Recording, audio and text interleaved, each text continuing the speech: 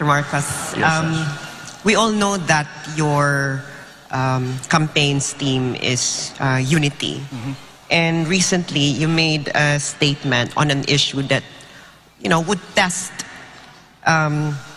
your call for unity, because this issue is really polarizing in our country. And I'm referring to your statement on LGBTQ rights.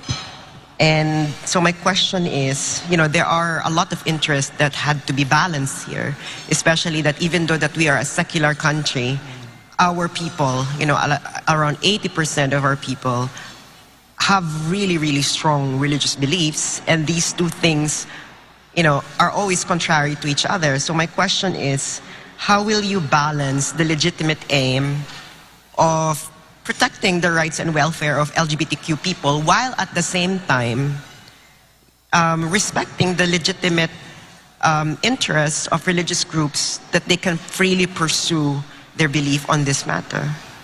I don't think LGBTQ issues are polarizing in the Philippines, honestly. I think we are much more open-minded about it, considering the fact that we are in fact a very Roman Catholic country. But then you must, and so that I don't think it's polarizing at all. I think Filipinos are, I don't know how to put it, but we're much cooler than most other places when it comes to these things. And I think when I talk to the members of that community, wala namang hinihingi na special treatment ang mga LGBTQ. Wag lang do not discriminate against us. Yun lang naman yun eh. We don't want a special program for you, for ourselves. We want to, do something. Just patas lang. Patas lang, pare-pareho lang. Na kahit LGBTQ kami, kahit matanda kami, kahit come from the wrong place, I don't know, whatever. All forms of discrimination are some things that we have to guard against, because that's corrosive. That just gets in the way. It doesn't help anything. So that, I think, is the approach to LGBTQ issues, is just fight discrimination every step of the way.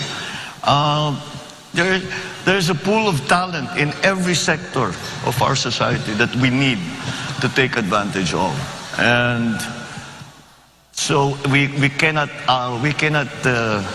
exclude any part and say hindi pwede yan, hindi na ayaw namin sa ganyan.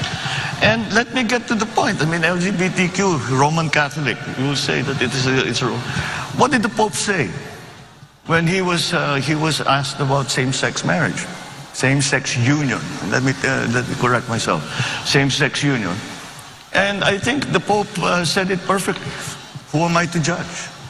And that's the attitude that all of us should have. And with that, I think we'll go down the correct place. We will go down the right path.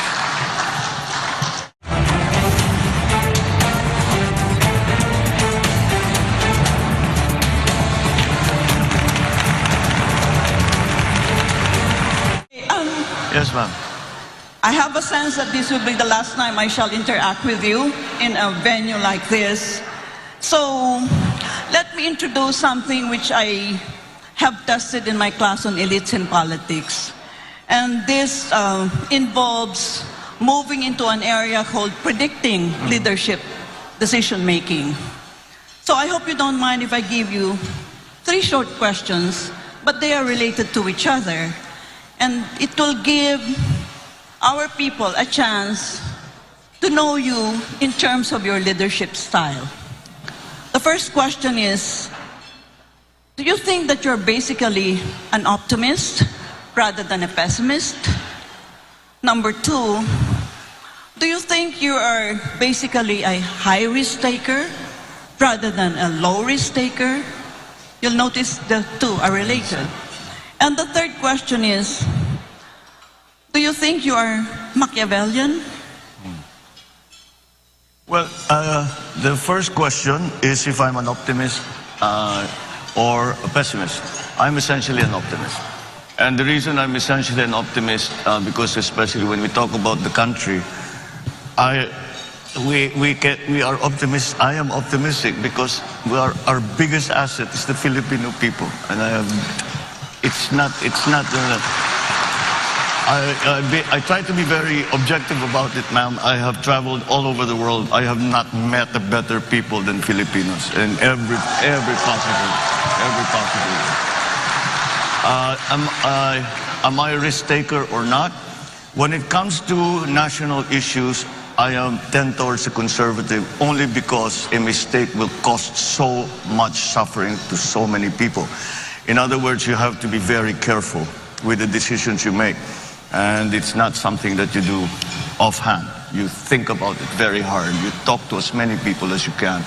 And you make absolutely certain that you have done everything that you can possibly do to make whatever your plan is, to make it work.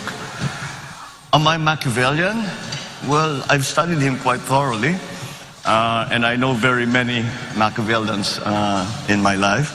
But Is it Machiavelli in terms of taking every means to produce an end? Not the other Machiavellian, you know, the bad Machiavellian. Well, certainly. We have to be aware of everything that is going to help whatever it is that you are hoping to achieve.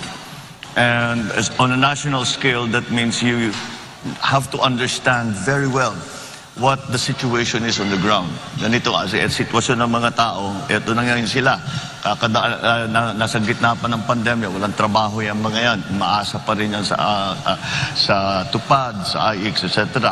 O paano tayo lalabas niyan? Where will what are the other countries doing? Kailangan maging maingat so I suppose in the same sense, as you say that these questions were related, it's a way of being careful and being very, very knowledgeable about what are the things that have to come into play so that you will achieve success, whatever that success, however you define that success. So in that sense, yes, ma'am, I am a Machiavellian. Yeah, thank you.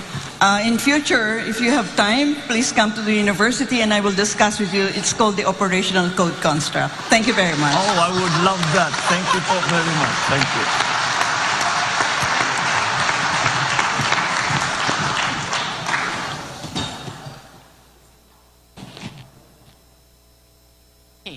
So sorry, I know we were getting requests for extension, but we want to be strict about keeping it to 1 hour for all of the presidential candidates.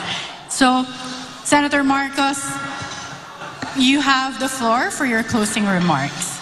Well, first of all, I thank again our panelists and SMNI for this opportunity to speak on the many issues that have yet to be explored.